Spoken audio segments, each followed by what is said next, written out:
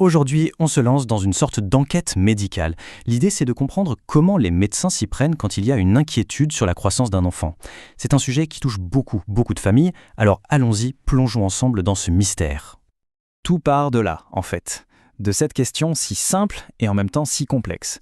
Comment est-ce qu'on sait si la croissance d'un enfant suit une trajectoire normale ou, au contraire, s'il y a un petit signal d'alarme qu'il ne faudrait surtout pas ignorer?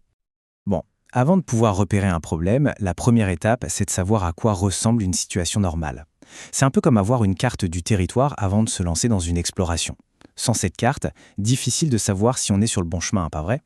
Il faut bien comprendre que la croissance humaine, ce n'est pas du tout une ligne droite, bien au contraire. Ça se passe en 4 grandes étapes, chacune avec son propre rythme.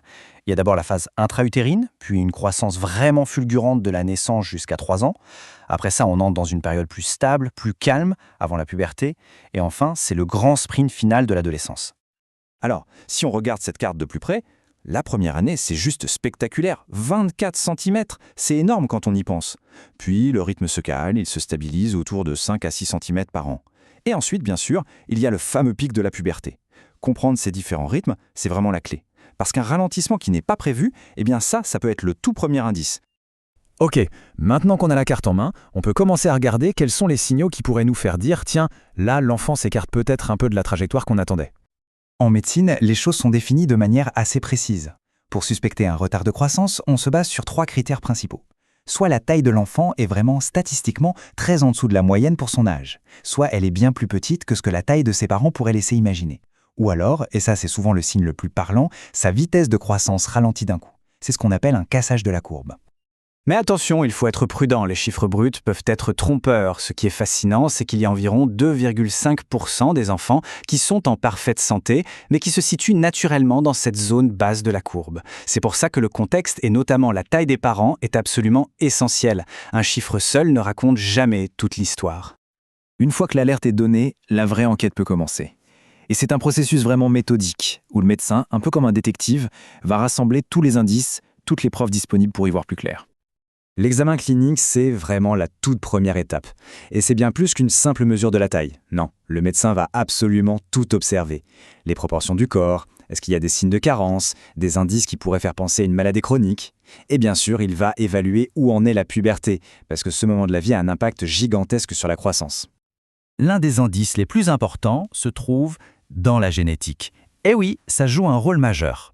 Pour avoir une idée du potentiel de croissance d'un enfant, les médecins utilisent une formule, la formule de Tanner, qui est basée tout simplement sur la taille des 2 parents. Alors, comment ça marche ce calcul?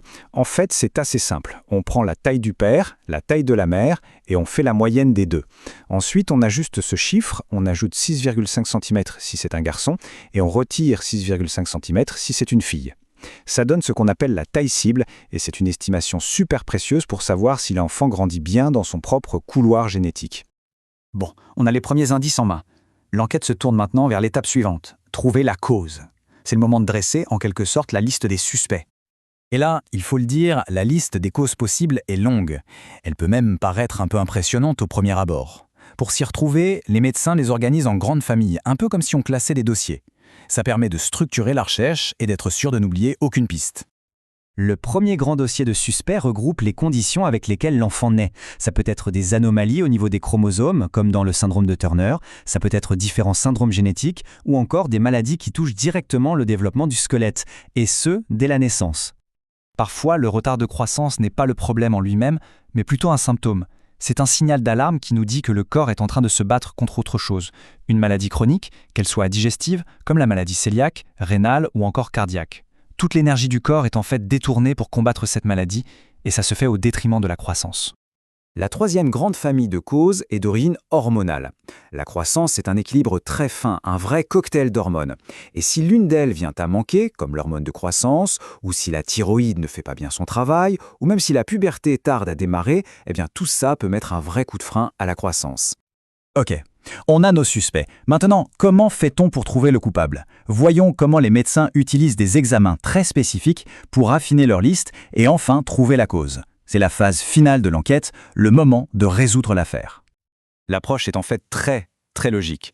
Tout part toujours de la courbe de croissance et de l'examen clinique. Si à ce stade une cause saute aux yeux, on va directement faire des tests très ciblés.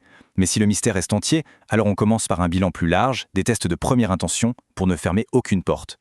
Ce bilan de première intention, c'est un peu comme si on jetait un grand filet pour voir ce qu'on attrape. Ça inclut une prise de sang générale pour chercher une inflammation ou une anémie, le dépistage systématique de la maladie cœliaque, un premier bilan hormonal et une radio de la main. Cette radio permet de déterminer l'âge osseux pour savoir si le squelette a le même âge que l'enfant. Et chez les filles, on fait aussi systématiquement une recherche d'anomalies chromosomiques. S'il y a vraiment un seul message à retenir de toute cette enquête, c'est celui-ci. Le geste le plus simple, qui est de bien mesurer l'enfant et de reporter cette mesure sur sa courbe de croissance, eh bien c'est aussi le plus puissant. C'est la clé qui permet de tout détecter. Une mesure précise et régulière, c'est le meilleur outil possible. Et tout ça nous amène à une dernière réflexion un peu plus large. Au-delà des centimètres, qu'est-ce que c'est une courbe de croissance? Si elle nous montre la dynamique d'un enfant qui grandit, elle est peut-être bien plus que ça. Elle est une fenêtre ouverte sur son bien-être général, sur sa santé globale. C'est un peu l'histoire de sa santé qui s'écrit mois après mois sur un simple bout de papier. Merci d'avoir suivi cette enquête passionnante.